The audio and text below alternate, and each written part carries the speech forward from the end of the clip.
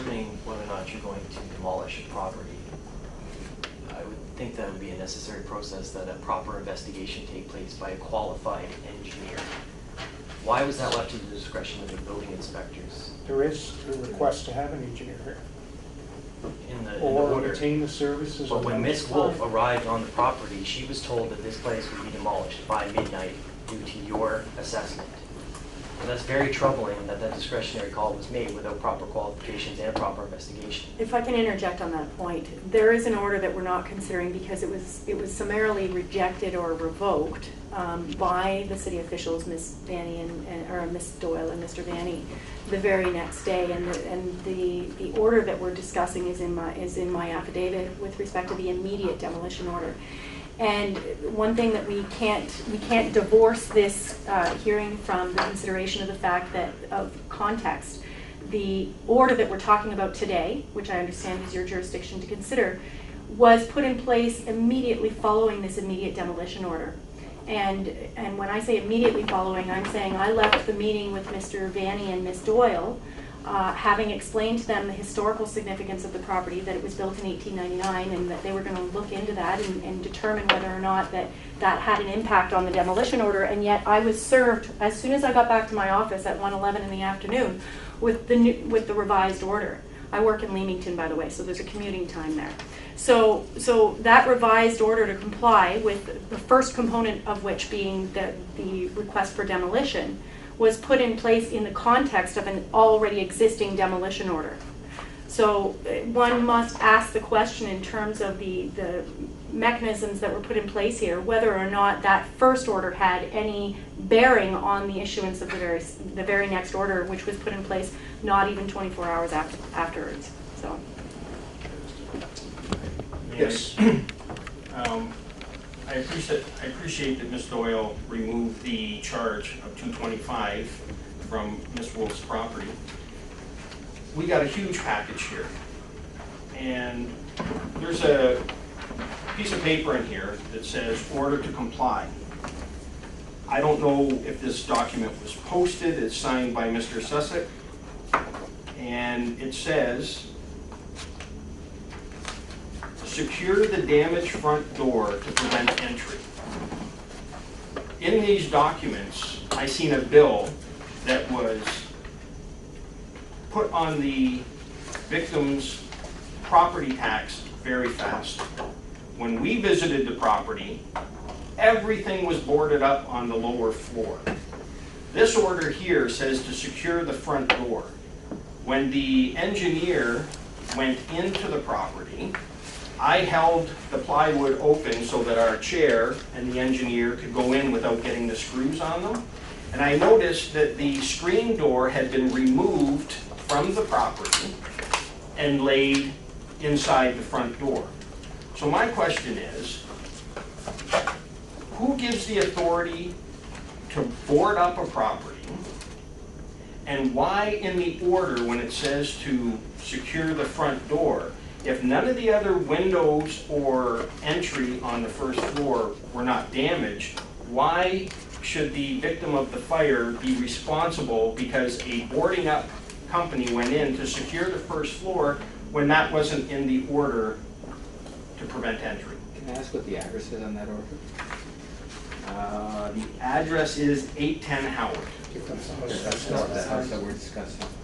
Yeah, This is a different property. Yes, it is. Okay, then where would be the order for the property in question? The one that we have before us today. No, I mean the order to board up the property. The order that's under appeal, or the order? No, I'm talking about the order to comply. I just assumed that we were dealing with the address at 816 Howard that had the fire. Yeah. So is there an order to board up the property at 816 Howard?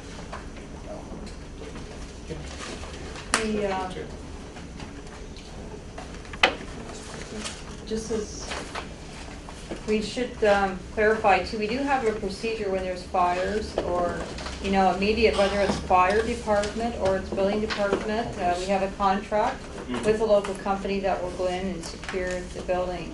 And I know that the managers and the inspector can, you know, respond, but we do have basically that's a procedure, it's consistent, we apply that throughout the city.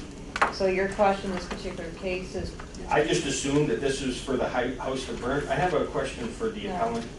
Was the property at 810 Howard, was the front door boarded up? The front door was boarded up immediately At 810 Howard? at 8:10. Well, wasn't the fire at 816 Tommy Howard? did it. This is another 810 issue. Howard had to be searched because it was directly in relation to the fire right next to it, and referred to as an exposure. Right, it wouldn't have been known if it was occupied or not. If it was directly affected by the fire, then entry would have been made to do a primary search and make sure that nobody was in that structure if they were adversely affected at the time of the fire. So I'm assuming the house to the south of that, the same thing. I'm assuming that as well. I was not there during the fire operations, but that Could was... somebody confirm that from the fire department? Excuse me, can I interject here? I was a witness at the time, and I was there present at the time. So the 810 Howard was known by the city officials as well. I believe my mother would have indicated as well to the fire department at the time that she also owned that property. Ironically enough, the house next door to my mother's on the other side, which would be on the south side, nobody ever ordered them to board up the property, and to this day has never been boarded up. As a matter of fact, the city's well aware of the fact that my mother is now living at 810 Howard and would have been made aware of that day. So it's ironic that 810 Howard was ordered to be boarded up the very day of the fire. It was boarded up as of the time I arrived on the property, as a matter of fact, which was at 4 o'clock in the afternoon. And yet no action was taken to board up the property on the other side. Well, here's the problematic situation. I understand what you're saying. But if the fire department forced open the door to do a primary search, et cetera, of the structure, and they didn't know who owned it, et cetera, you can't turn it over to you. They must make sure that it's secured in case there's contents, et cetera, thereby eliminating entry or access by parties unknown.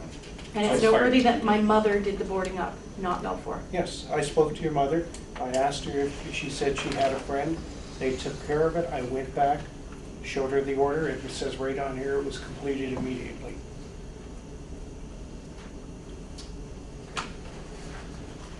John? Yes. Yes, I have more questions. Get my paper here.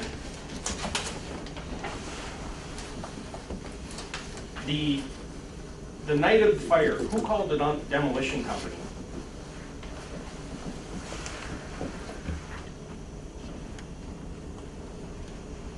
What's the name of the demolition company? I don't know, I just, in these documents, this massive amount of documents that we had, it was said in there that a demolition company was parked around the corner, No idea who said that. so the demolition company was not I called. did make an attempt to call them, but I could not get through. So there was no vehicles within the vicinity of this house ready to demolish this property. Correct. Not that I'm aware of.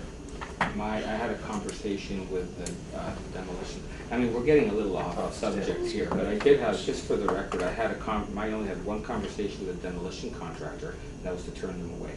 That was my only involvement and my only discussion with them. And how did the demolition company get to the address? They never got They there. weren't there. So why would you have to have a conversation with them to turn them My away? understanding is that they were en route. But who called them? I don't know.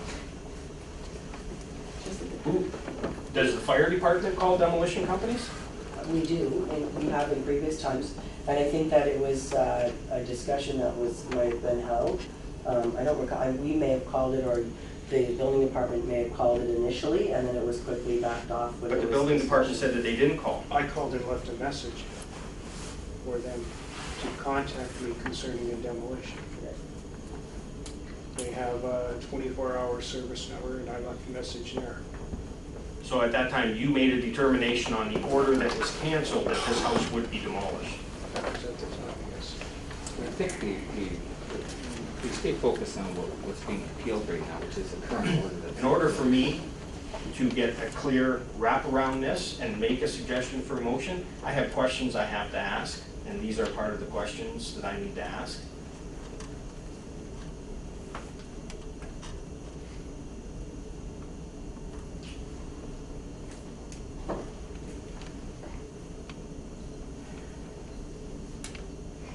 I did ask a question earlier that who now maintains control of the property?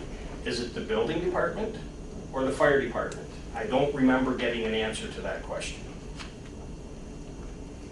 Well, I guess starting, first of all, you know, we have the order issued, it's ordered to the property owner. The property owner has control of the property. The property owner has control of the property. As it relates to getting approvals for anyone to gain entry into the building. It's up to the owner to request through, as the owner, to the relevant department. So in other words, in this case, the fire order that's on it, whether it's building or the property owner or the, you know, surveyor or the Humane Society, whoever is wanting to gain access to that building has to contact, you know, Windsor Fire and Rescue. They have to give the authority to allow for access into that building. So somebody from the fire department, under your section 15 of the Fire Protection Act, does it give you a time limit to which you are allowed to maintain control of that property? Or if I may word it another way, once the fire is out, as it indicates on your document that you posted on the door, that the building department deemed the building to be not structurally sound, does that absolve the fire department, or how long does your section 15 allow you to gain control and access for anybody to enter that property? The answer is that there's no time limit on a section 15 until the issue that's identified in the order is resolved. I've had section 15s last upwards of a year. Now, is that because